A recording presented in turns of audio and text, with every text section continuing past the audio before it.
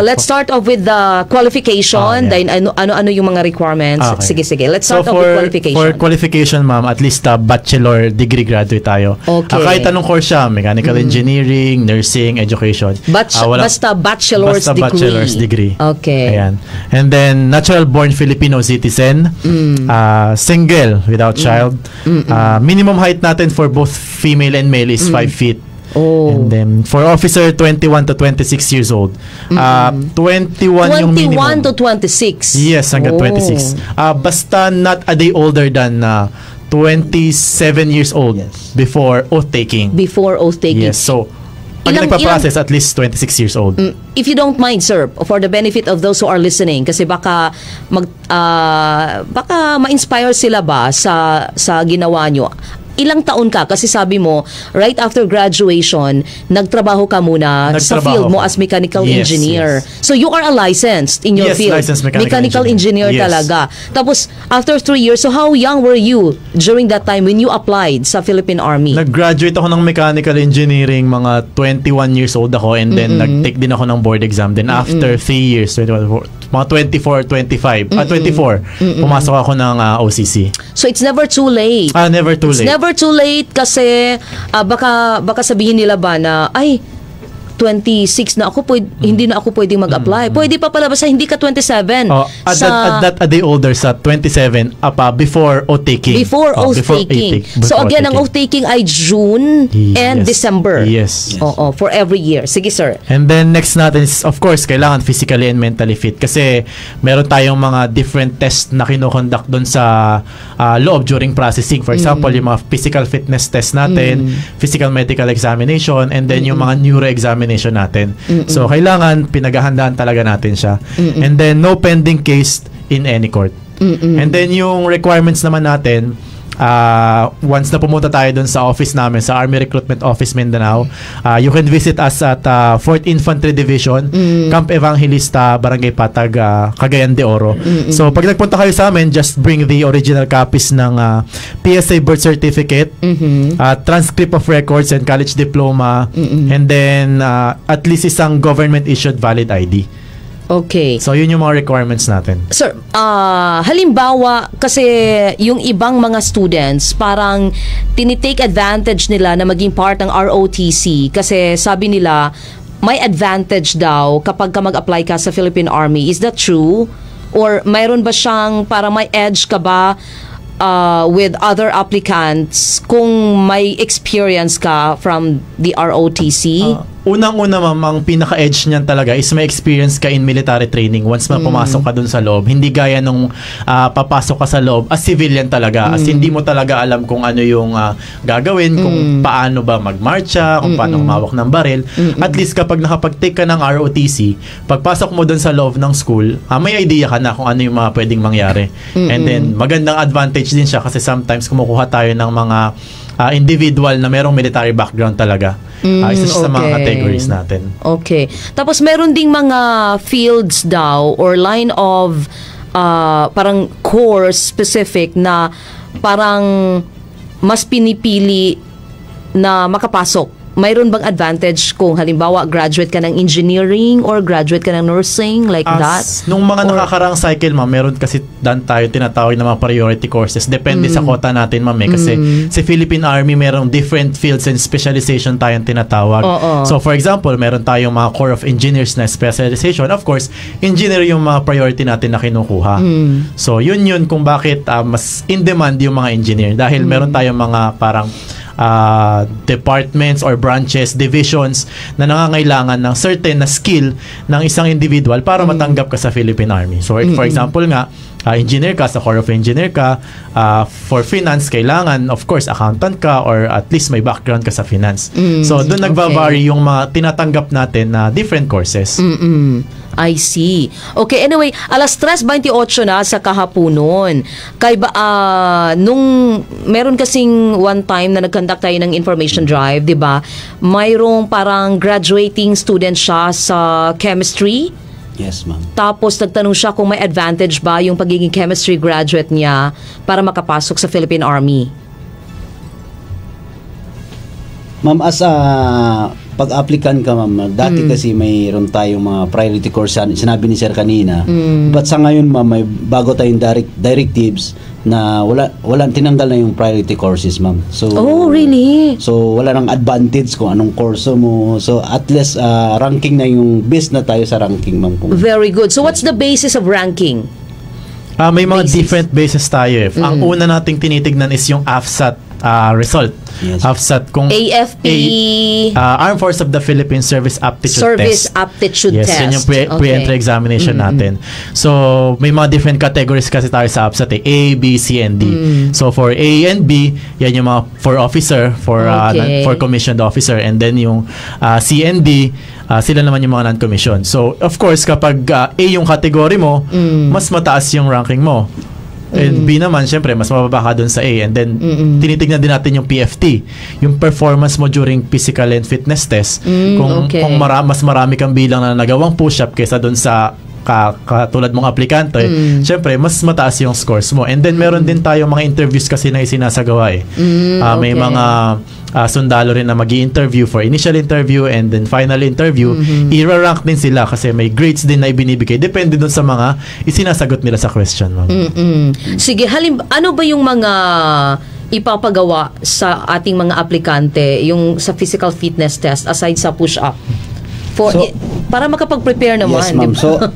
So sa physical fitness test ma'am, ang i-prepare nila yung push-up, sit-up at saka 3.2 km run. So yun ang i-practice nila ma'am, kasi during sa processing ma'am, wala na tayong retake na sinasabi, no? So bihira na lang kami magbigay ng retake kasi lalo na ngayon ang quota natin habol tayo sa very competent na yung quota ngayon ma'am. Pero very high yung, yes, 'di ba? 800. Madami. Sa officer ma'am, 800. Oo, sa officer. So ating enlisted, so 2,145 for the whole Philippines. Whole Philippines na yun. For the whole Philippines. Yes, pati yung 800 ma'am for the whole Philippines. So ibig sabihin, mayroon bang quota? Like, halimbawa sa Mindanao, ganito lang karami ang kailangan namin? Or like Visayas, ganito lang din? And Luzon? Yes ma'am, mayroong Luzon, Visayas, Mindanao ma'am, mayroong mga quota ma'am na figure. Ilan ba for Mindanao? From 800? Sa 800 ma'am, dito sa atin nasa 150 ang kwan dito ma'am. Sa officer ang slot. Training cycle. How about sa candidate soldier sa course? Mga enlisted personnel ma'am, nasa per cycle tayo nasa 251. Since this year meron tayong 3 cycle, so 250 times 3. Okay. So mga nasa 700 yan, 700 plus. So ibig sabihin, itong 2,145 na kinakailangan yung candidate soldier course, para ito sa mga katong mga K-12 graduates, yes, and mga undergraduate sa college. Oo, na gusto magsundalo. So itong 2,145 parang good for 3 cycles in a year pala. Yes, so ma'am. not only for this cycle alone. Yes, ma'am. Yes, hindi lang ngayong first cycle, yes, 'di ba? Itong taon itong hanggang semester. sa June. Yes, hanggang sa June. Okay. Sige, so ano pa ba yung sir? For ano pa ba yung mga information na kailangan nating ibigay para sa ating officer candidate course? Yeah, benefits. Benefits ma'am. Yeah. Of course, ang una-unang benefits natin is yung salary natin, salary and allowance. So, during training yan natin. Yan yung attractive. Yan talaga yung pinupuntahan ng mga tao sa ngayon. No, service talaga yung tinitignan natin na para mag-apply talaga. No? Char. So, for pwede ba sabihin char lang? Joke lang. So for officer candidate ma'am, since magte-training sila doon sa loob, so while training, sumasahod na sila every month. Yeah. So ang salary na pwede nilang matanggap is up to 45,000 per month. Though hindi nila pwedeng ma-withdraw yan monthly, mag-accumulate man yan at the end of the training, and then sa dulo, pwede nilang ma-withdraw. Sa dulo, pagkatapos mo pwede ka nang mag-asawa. Tama, pwede. Kasi malaki na yung mo, di ba? So mga nasa savings. 500,000 yan. Oo, that's once half na, a million. Yes, ma'am. Oo, And then pero, for... joke lang yun, ha? Pag nakagraduate na kayo, ma'am, once na naging commissioned officer na kayo, yung salary natin monthly is umaabot ng 51,000. Yeah. And then iba pa yung mga different allowances natin na nakukuha from Philippine Army, yung yung subsistence allowance natin na nababalita ngayon na tumaas. So, Sige daw. yan. Sige daw, maabot so tayo yung ng subsistence? Ano yung 10,000. subsistence? What's the 10,000. inclusion of that subsistence? Ma'am, ito yung ang subsistence allowance na sinasabi, ma'am. Ito yung pagkain ng sundalo everyday is sinabi ngayon na mag-increase na, ma'am, hopefully From 150 to 350 na, ma'am, per day. Grabe naman yung 150, Yes, ma'am. uy. 150 per day din. Anong year ba yan? Grabe Yes, naman ma'am. yung 150. Matagal na, ma'am, yung 150. Tapos 350? Yan, increase Magkano naman na 350, ngayon? ma'am, Pamahaw pa lang. 200 na. Paniud to. 200. Wala na. Lugi gihapon. Kaya gani, ma'am, gipakaon talang ka sa Batsoy last one, di ba? Grabe. 150. Wala pa ka ng libre.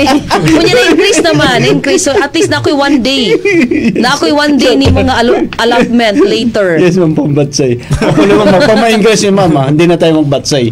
Oh, increase na. Mag-anipay na lang. Grabe na ko na-promote. Anyway, alas 3:35. So, that's the subsistence allowance. Yes, ma'am. Food lang yan?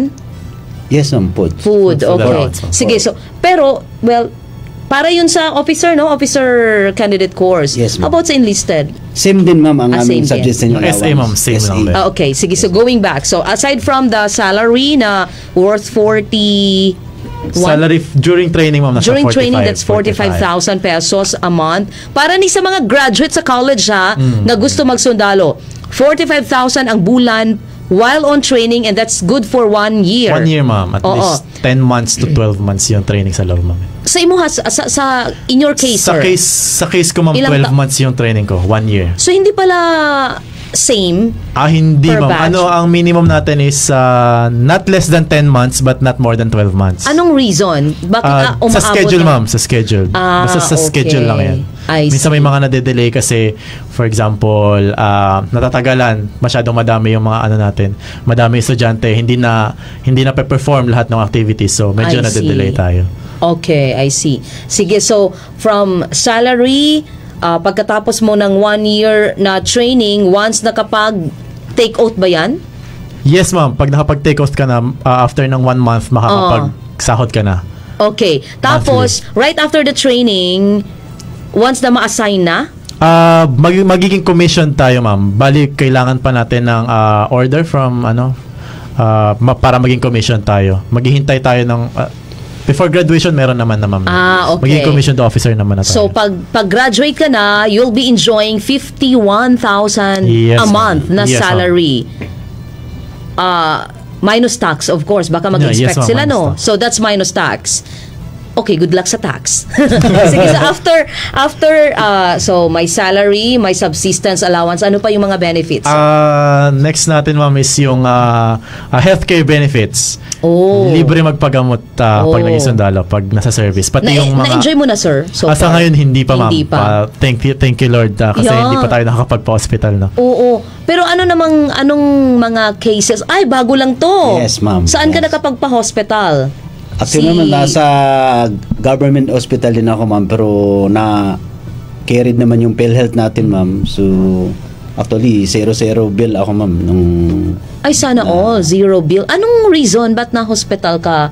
Na-operahan ako ng appendicitis ako, ma'am. So, Ay, appendicitis. hindi na ako nakatakbo sa hospital namin kasi medyo puputok na. Oo, so, oo, mahirapan na baka puputok sa daan, ma'am. So, Oo. nearest station hospital na lang ako lumapit, ma'am. Oh, so, I see. At least na treat ka agad.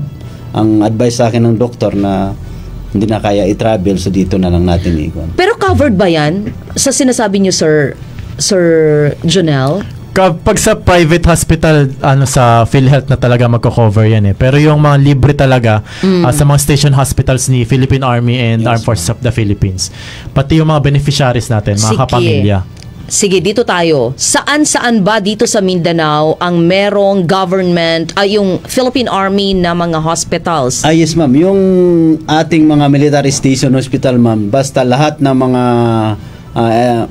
camp, ma'am, dito halimbawa sa Port ID, so mayroon tayong Port ID Station Hospital, then sa Pagadian, mayroon tayong first Infantry Division Station Hospital. Din sa Cotabato, mayroon tayong 6 Infantry Division Station Hospital. Din sa ang pinakamalaki natin ma'am dito sa Eastern Mindanao Command sa Davao City, no? Saan sa yan? Davao Panakan. City, no?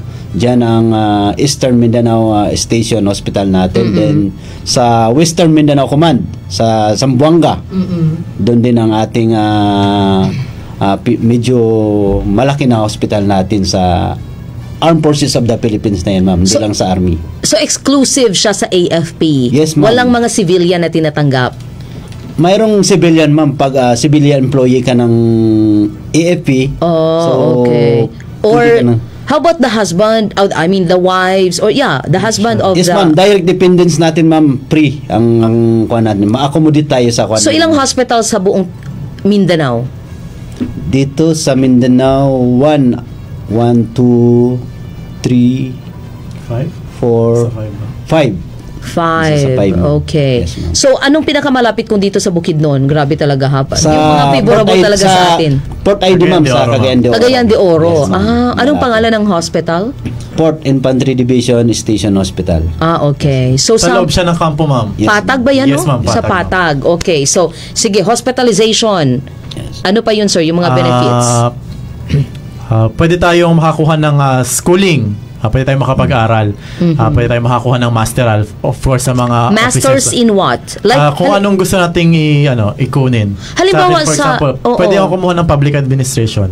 Ay, public Master in ad? Hindi public pwede mag-masters ng mechanical engineering? Hindi ko na kasi siya napapractice sa ngayon yung mechanical engineering. So much better sa akin na mas inclined sa military, sa public service yung maging masteral ko. So dapat masters in public administration. At least public Pero in administration. case na doon ka na-assign sa, di ba mayroon kayong sabi mo division sa engineering. Halimbawa sa mechanical engineering na linya ang kung doon ka na-assign, so may possibility na pwede kang mag-masters. Pwede. Kung anong ino-offer ni Philippine Army na pwede mong i-take, libre naman siya. Pero saan naman pwedeng mag-masters? Sa mga different schools dito sa Philippines. Kahit private? Sa pagkakaalam ko, meron din mga private. May mga Lasal, ganyan. UP. May mga nakapag-schooling dyan ng libre. And then overseas, pwede rin silang Libre, okay. Libre ni Philippine Army. Libre ng Philippine Army. Basta, pero ano ba yan? Parang mayroon bang, oh my God, alas 3:41 naman di dayon. Grabe na sa dami kong tanong, no? Okay, Ano pa lang, Philippine Officer Candidate Course pa lang yun. Pero, so, sige, doon na tayo. Mayroong pwedeng makapag-schooling. Ano pa yung mga benefits, sir? Housing privileges, ma'am. Pwede tayong bigyan ni Philippine Army ng sarili nating bahay.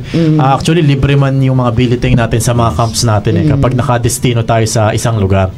So yun, housing privilege. And then yung isa sa mga pinaka-importante is yung job security, ma'am. Di ba, last time nagkaroon ng pandemic, maraming nawalan ng trabaho. Yes, correct. And then yung job security ng mga sundalo, nandun talaga.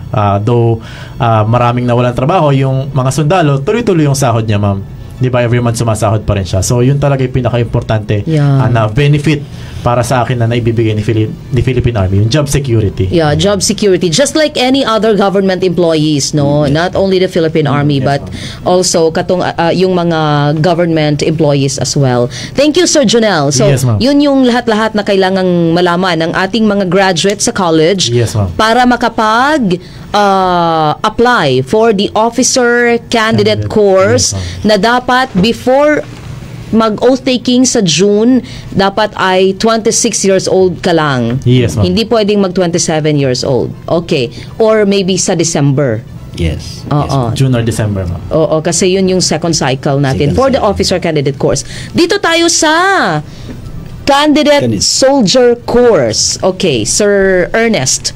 Yes, ma'am. Ang qualification nato sa candidate soldier course, no? Una, K-12 graduate or undergraduate, no? Katong naka 72 units.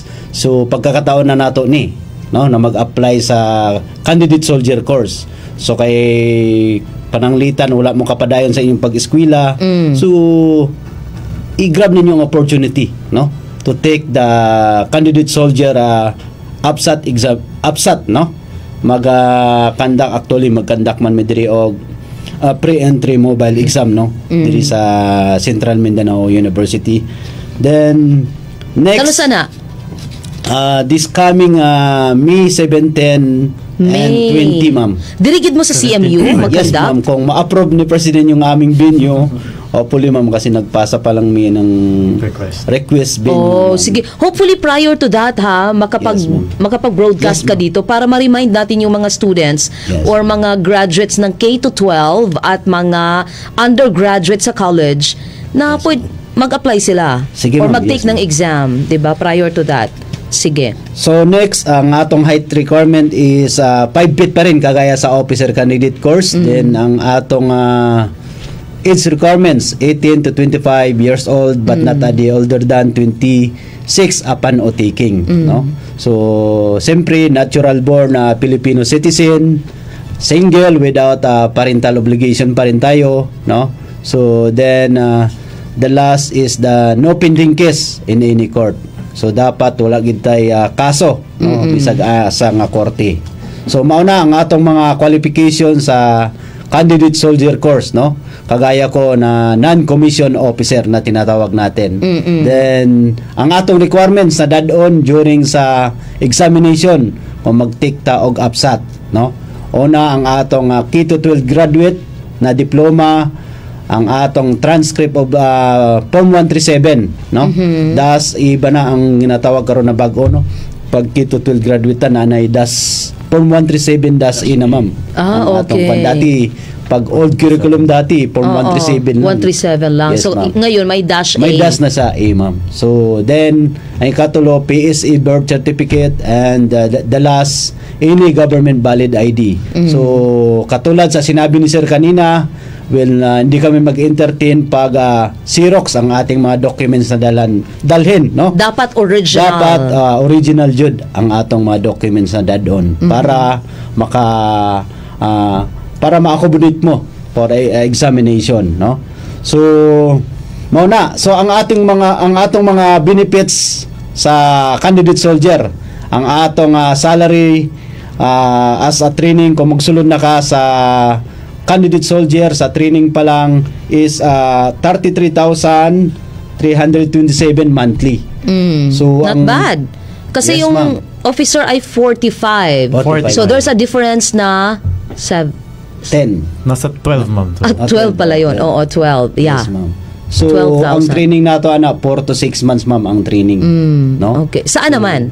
Sa Tracom, ma'am, sa training command sa Camp O'Donnell, Capas, Tarlac. Kapaz Ang atong- Tarlac. Yes, Okay. ma'am. So, In Luzon. Yes, ma'am, sa Luzon. Then yon ang ating during training. Then after ma-enlist na tayo as a private, so mag-start ang atong sweldo is 37,038 pesos, no? Monthly. So may increment na 4,000. Yes, ma'am. 4,000. So, yon, hindi pa kasali yung ating subsistence allowance diyan, no? Yung 350 na Per hindi pa day. na-approve. so Approve na. ongoing pa lang, ma'am, ang ating I-approve na yan. So, Dapat i-approve na. Hopefully, approve na siya, ma'am. Actually, hindi pa nag-epic si Sir, di ba? So, Sa pagkakalam siguro- ko, wala pa rin effect. wala pa rin epic. Bakit? Bakit hinold? So, baka, hopefully, sa dasal namin matuloy na yan. Oh, dapat gawing ano yan, 600 or 700. Ang mahal-mahal lang. Ang mahal na kayo ng mga pagkain ngayon. Diyos ko. Saan ka ba? Dito sa amin, sa Musuan, makakakain ka ng 15 pesos. 10 pesos, 10 pesos for the ulam and 5 pesos for the rice. Pero Pag sa Hindi. Luzon, ma'am, hindi ka na makakakain. oo nga. Ma'am, Kaya nga, swerte yung mga na-assign sa Mindanao at Visayas kasi the cost of living ay hindi ganun kataas. Sa Luzon, Yes, ma'am. yung pinakamura, like one meal, siguro yung parang nasa pang ano lang, pinakamura pang ng- army talaga na Mga kainan. 60-70 na siguro yung pinakamura, ma'am. Ano lang yan, kakaunting ulam, tapos kakaunting kanin lang yan. Oo, sobrang mahal na. Siguro Kaya, kung gusto nating mabusog, ma'am, nasa 100 siguro yung meal na, no? kaya request Masasabi natin ko si busog President talaga. Bongbong Marcos. Dapat taasan na niya yung ano. Walang increment, di ba, sa uniform ngayon during his term? Wala. Wala. So, walang increment. So, hello, President Bongbong Marcos. Baka naman, taasan yung mga sahod ng ating mga men in uniform. Oo, kahit sa subsistence lang, 350 ang liit naman. Sige, anyway, sige, subsistence allowance, ano Yes, pa? ma'am, ang ating other benefits na banggit na kanina ni Sir, no? Same lang naman yung benefits na other benefits, yung ating housing program, hospitalization, yung postgraduate studies sa schooling abroad and local, no? Then the Same lang din, no? Yes, Same ma'am, lang. and the last in the job security, no? Yun ang pinaka-importante, no? Yung So, ibig sabihin, yung sabi mo na scholarship na pwedeng makapag-aral, kasi nga, di ba, we're talking about the undergrad Yes. college students. Ibig sabihin, halimbawa, kapag si undergrad ay pumasa na, naging enlisted Yes, na ma'am. siya, na personnel ng Philippine Army, ibig sabihin, pwede niyang makontinue yung studies Yes, niya, ma'am. yung parang iniwan niyang Yes, ma'am. course. Opo. Mayroon tayong mga program sa Philippine Army, ma'am, to continue your studies while on duty. So, pwede siya i-covered ni Philippine Army, ma'am. Mayroon program kami na para mapagpatuloy yung Pag-aaral nila. Maging baccalaureate degree holder ka, ma'am. Oo. Then, Pero meron bang parang competency requirement? Like Yes. halimbawa, hindi enough na ano ka lang, parang ganyan. Ano bang mga competency requirement para meron kaming maka-avail ka mga ng scholarship? pinapasa na mga requirements, ma'am. So, iboboard yun sa taas, ma'am. Yes, yes. I Iboboard see. siya, ma'am, para I-undergo sa board Yes, meeting, ma'am. parang So, ganyan. yung qualified na ganong mga program, ma'am. In a year ba, halimbawa in a year, sa buong Pilipinas, mga ilan bang mga personnel ang nakakapag-benefit ng parang studies? Sa kuan, ma'am, wala kaming figure na gano'n. Pero mayroon every year, may quota talaga yan, ma'am. Every Sa year. officer candidate course, Sir Jonel? Yearly, meron mang mga nag-i-schooling abroad and local, pero hindi kasi kami sigurado kasi hindi naman namin hawak yung ano. So, wala kaming figure na maibibigay kung ilan talaga yearly. Pero mga yung gaano kaya nakakapag-schooling. karami? Estimate lang.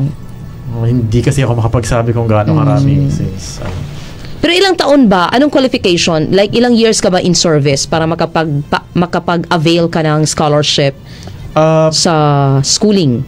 Sa amin, ma'am, 5 years in the service, pwede ka na mag-avail ng kuan, ma'am, Tama, kapitan. sa ano to, yung mga program Studies na, abroad yes, or studies... dito lang sa local. Local. Undergrad na mga enlisted okay. natin. So walang abroad pa so Yes, far. ma'am. Dito lang muna. Yung officer candidate Mayroon course. tayong mga foreign schooling, ma'am, sa mga enlisted na kagaya namin, pero about sa career namin, ma'am, sa Career military, ano to. Okay. Yes, ma'am. Like halimbawa in your case, 'di ba nakarating ka na sa saang lupalop ba 'yun? Na-deploy naman kami, ma'am, for peacekeeping mission. yun, ma'am. Peacekeeping mission. Iba din 'yon. Hindi naman yun siya. schooling. Oh, hindi siya schooling. So ang aming mission is Okay. peacekeeping mission. Is that parang ano ba yan? Parang opportunity ba yan? Yes, yung ma'am, opportunity ma-deploy rin. ka Yes, ma'am. for peace. Giyera kaya yun? Yes, sa ibang ma'am. bansa, hindi mo naman kilala yung mga So tao yung mga doon. ipinapadala natin yun, ma'am, dumadaan din yan sa board.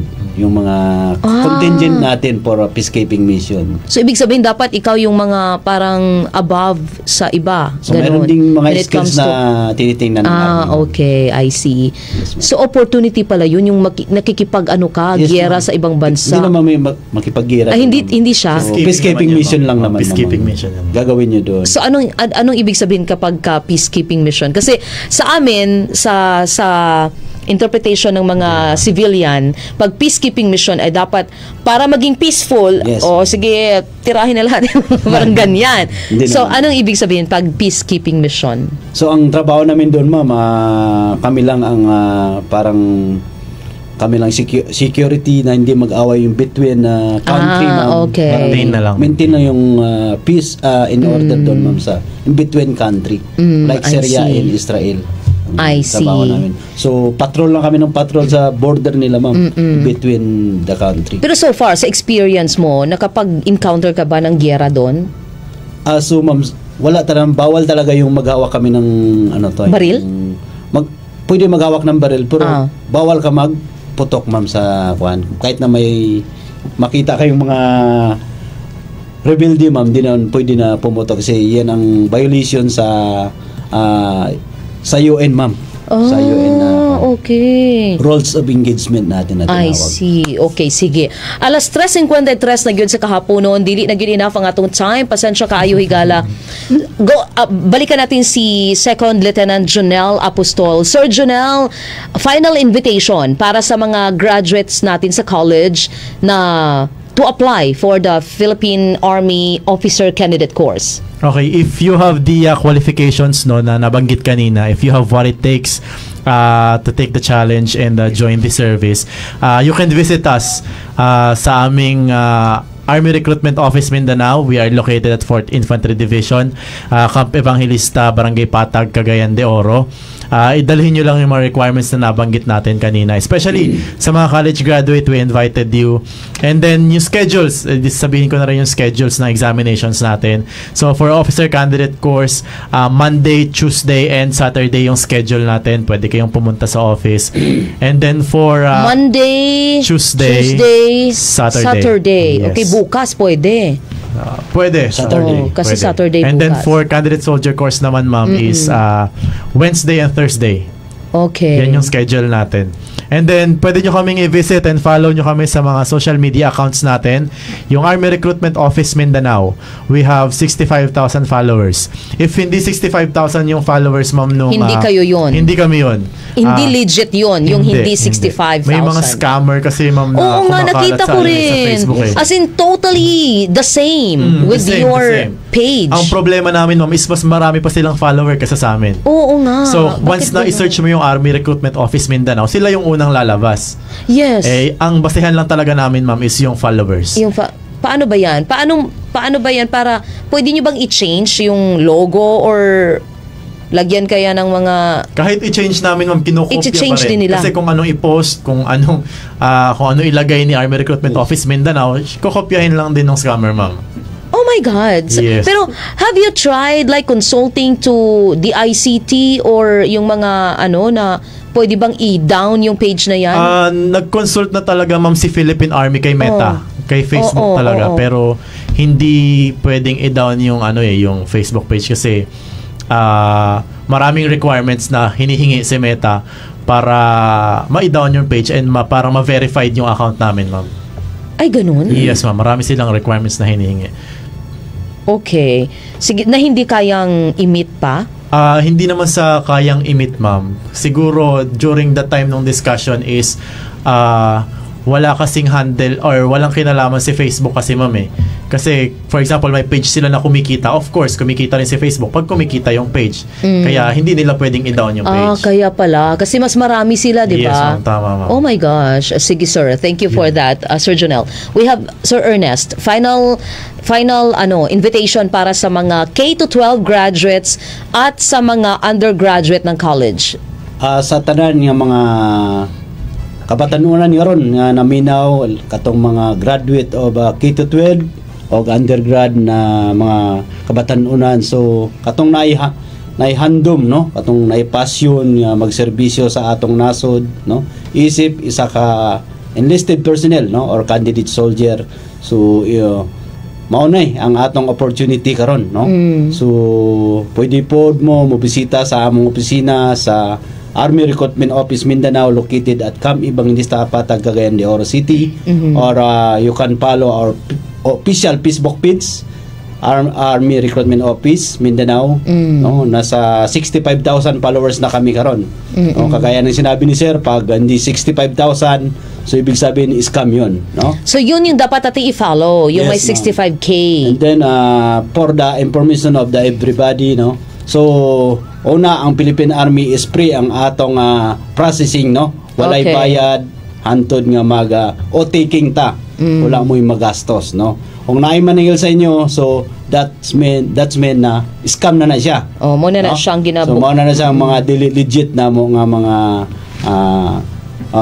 Facebook page or mga yung aming mga Scammers. mga yung official na mga namin Page, official Facebook page. So Okay. you can follow also the official website of the Philippine Army, www.jointhearmy. So, sa hotline namin is 0991 Yes. 533 8807. So, yon ang ating hotline, no?